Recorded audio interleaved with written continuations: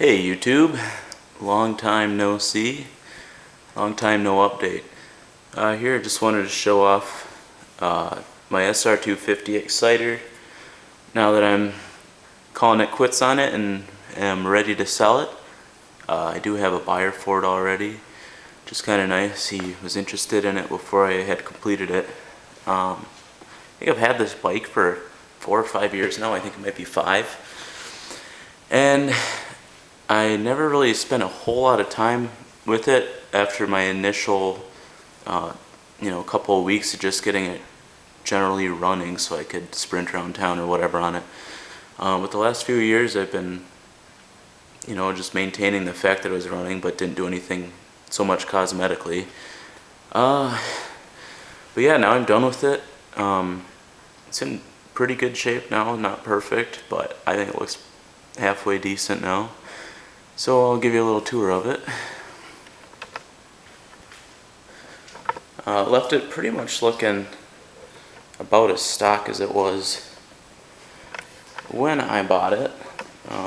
Main cosmetic and otherwise difference would be the shorty muffler I have on there, which I've shown videos of. And that was actually something I did a little work on that. That was one of the last things I did, not as far as the install, because obviously I have old videos of that, but I created a little baffle that I welded onto the inside. I don't think you're going to see it, but just created a circular piece of sheet metal and drilled some holes and welded that up in there, and it got it to be significantly quieter, which was nice because the thing was too loud. And unfortunately, I'll get to this in a second, but I was not able to tune the carburetor how I wanted to with that exhaust. So there was a lot of popping on deceleration, and it really annoyed me. So I couldn't tune the carburetor to the bike, so I tuned the bike to the carburetor a little bit, and the popping isn't as bad now, just because there's a little more restriction in the exhaust. I guess we'll kind of start from the front, why not? I decided to keep the front fender. I was going to cut it because I was going to do a lot to this bike cosmetically. But when I decided that I just kind of want to get rid of it and get it done with, I thought it looked alright still. I mean, there's a little bit of, dents and stuff, but it's not too bad. So I guess as far as other repairs I've done it, I did fork seals on it a year or two ago, and they were some of the toughest repairs I've ever done, just because I didn't really have the right tool to get down in there to get at that. I don't even remember what it was exactly, but there was basically you needed something to release a fastener in there that was just a pain. Anyone who has done it knows what I'm talking about. I've done forks at work and stuff now because I was a mechanic for 2 summers here in Minnesota.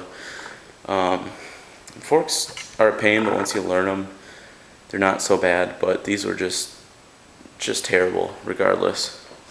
So yeah, I did the forks. This is actually not the stock, the original paint on the tank anymore. What happened there, and maybe I'll be able to post like a picture of what the tank looked like for a while, but it was pretty much rusted out, and I originally had like sanded the underside here and got rid of all the original paint there so I could clear up the little pinholes that it had to try to seal up the tank. And this tank has been such a pain. I've spent hours upon hours on it overall.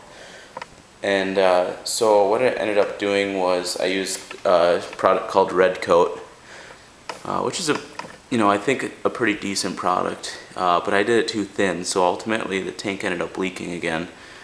But these tanks aren't really available like on eBay or anything. I mean, if they're there, they're also rusted out, so I didn't have much of a choice there.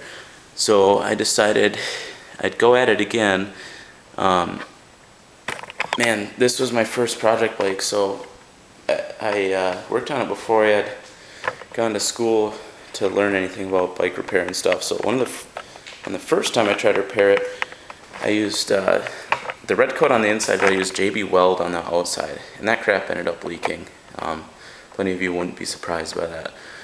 So this time around, I went back to it, cleaned it all off, added some more layers of red coat on the inside, and on the outside, thank God you can't tell that much, but I used fiberglass on the outside, just on kind of the bottom here, and you can tell off camera that, you know, it's a little rough here. But I used fiberglass on the outside to reinforce it there. Just because I already had the can of red coat still, and I had fiberglass from other stuff I was going to do, so I had to keep budget in mind. There's actually a really good tank repair place near home, but I didn't want to drop the, I don't know, it probably would have been $100 or something on that, so I did it with what I had, and it seems to be holding up well so far. But yes, enough about the tank, I guess. I just did new grips on it the other day. I went to a motorcycle junkyard or salvage place here in Minnesota called Sport Wheels that I actually worked a summer at and got a new replacement, or not new, but a replacement rear right indicator there. Yeah, same place. When I was working there, I picked up this right side cover. There was one that came with the bike, but one day I went out, did some errands, and came home and it wasn't there anymore, and I didn't notice it until I was home, so I have no idea where that went. Let's see. Other work I did to it, I've been in that carburetor a bunch over the years. And it's actually got some new jets. It's jetted a little bit richer for that exhaust. Oh, I guess I'll explain the issue I had, why I wasn't able to tune the bike how I wanted to, is a really frustrating story.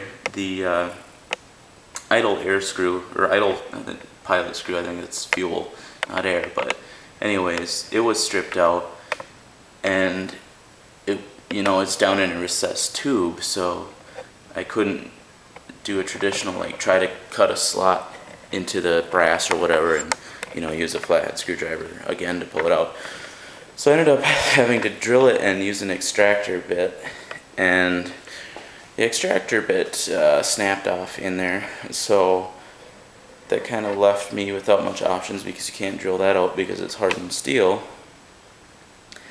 And then so I tried some last ditch stuff. I tried using a real fine point grinder to, you know, get out the extractor bit and maybe use a bigger one or something, but I just got to the point of no return on there where it wasn't working, and if I went any further, the carburetor would have been rendered useless because the current setting of the needle, you know, would have been destroyed basically. So yeah, otherwise, and it's running fairly well. I should get a clip of that maybe tomorrow. But you guys have, my subscribers anyways, and you know, I guess other people have passed by my videos on YouTube, have heard how it runs with the MGO Shorty muffler. But I actually do like it better now with the baffle inside of it. Sorry, this video is getting a little long. What else have I done to it? Okay, so it's got, when I first started working on this thing, I adjusted the cam chain tensioner, and I also adjusted the valves. That was fun as a new guy to learn that, just get that experience. And it did actually help with the performance of the engine, at least as far as not being so loud. And then, so now it's got a brand new chain and sprocket. I worked at a shop the last 2 summers, not this summer. So I ordered the sprockets there, and they're actually a different tooth count than what was on there before. So the bike's top speed isn't as high as it was. I think I got 65 miles an hour out of it yesterday, and I've probably done closer to 70 in the past with this thing. Then yeah, I mean, I kind of cleaned it up a little bit. I rode it one early spring slash late winter. Actually, probably did that more than one time, and the bike kind of got rusty, but I cleaned all that off. Did some cheap painting of the frame. Actually used what's it? A Krylon product that I can't think of right now, like Ultramax or something like that, and use that on the side covers too. It's a pretty nice paint. I didn't do a great job here because I didn't have finer sandpaper, and you can kind of see the scratch marks, but the bike still looks good from 20 feet away, and that's nice. I did use a product that I really do not like, and I'll show it because I see it over in the corner. On the tank, I'm not very pleased with how that came out because that is spray painted. I spent a bunch of hours on that doing a lot of wet sanding and stuff. The primer and base worked alright. Those were Rust-Oleum products, and then the clear was a Rust-Oleum, and it was just this automotive enamel gloss. And first of all, it just didn't spray on very well, and then it didn't buff very well for a while, and it just bad colors onto it, and your fingernails can scratch it. That's the big thing, is it's not durable at all. I don't know if we can see this. Yeah, this line right here. Oh, no, it just looks like my fingers. But that's from resting on a vinyl chair arm for a few days in my garage. It just wore on it. It wore it away, or kind of shifted it or something. So don't recommend that clear coat, at least not for this application, or any automotive application for that matter. What else have I done to this thing? It's got a new battery right now. Everything on it works, all the lights and horn and stuff. I guess that's really it. I don't want to make this video too long, it probably already is. Let's just give a quick shop update, your garage update I should say. I haven't been on YouTube for a while. Might have a video or two about my VFR here. It's at 86 VFR 750. That I've gotten running a couple times, but the fuel system in this thing has been just a pain in the ass, with a lot of leaks and stuff. So that's on the back burner still. I'm still daily riding my Radian. Which has been a wonderful bike for me. I'd love something with a little bit more power now, but you know, it's fun for the most part. It's probably safer for me too, because the power is adequate most of the time, and it's never too much to scare me or get me into too much trouble, so that's good. I have my toolbox here, which is filled with all sorts of wonderful motorcycle mechanics tools, because I needed that when I used it for my livelihood for a little while. So that's fantastic to have at home. And then here I have my Harbor Freight bike lift, which goes on sale a couple times a year for like $300.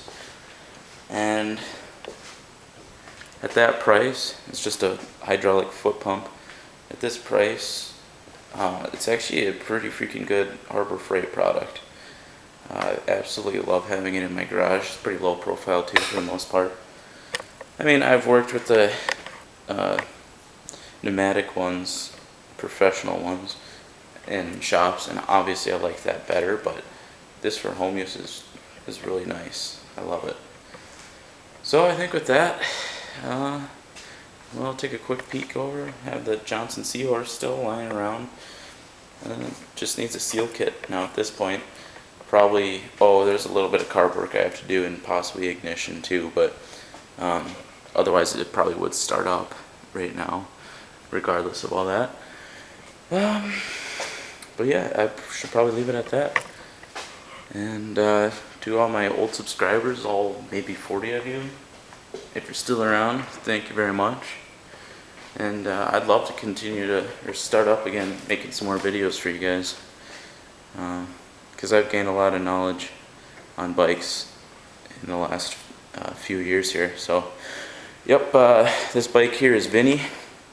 I am saying goodbye to Vinny, and he's going to a new home for $800, which for a bike that looks this decent, I think it looks pretty good. Not a bad deal. Just some issues that I personally don't like about it, which to me feel like reliability issues, but I put in hours upon hours on this bike, and I think $800 is a fair price. Alright, talk too long. Take it easy, everyone.